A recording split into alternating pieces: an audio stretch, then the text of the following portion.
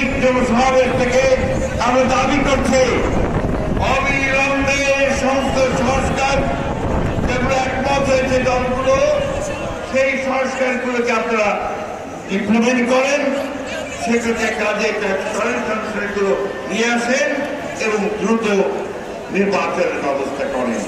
যেগুলোতে একমত হবে না সেগুলোর মধ্যে চার্টার অফ রিফর্মকে সই করে তা পরবর্তী পার্লামেন্টে পাস করার ব্যবস্থা করেন। বন্ধুগণ, বক্তব্য দীর্ঘ করার কোনো সুযোগ নেই। এই জন্য কথা বলতে চাই যে আজকে বাংলাদেশের অস্তিত্ব নির্ভর করছে গণতন্ত্রের উচ্চারণের উপরে, গণতান্ত্রিক ব্যবস্থায় যাওয়ার উপরে, ও সেখানে আমাদের সমস্যাগুলোর সমাধান হবে। আমরা বিশ্বাস করি যে সরকার শ্রমিক মেনে সমস্যার সমাধান একমাত্র সমাধান সম্ভব একটা গণতান্ত্রিক ব্যবস্থায় উচ্চারণের মধ্য দিয়ে।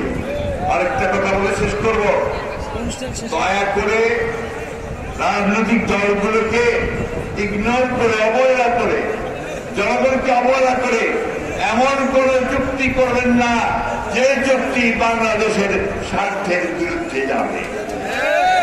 আমি আবার আমার শরীর ভাইদেরকে আন্তরিক শুভেচ্ছা অভিনন্দন জানাচ্ছি এই দিবসে। সেই সঙ্গে যে স্লোগানটি এই দিনের সবচেয়ে বড় স্লোগান, সমস্ত দুনিয়ার শ্রমিকদেরকে এক করে, সেই স্লোগান নিয়ে শেষ করতে চাই। দুনিয়া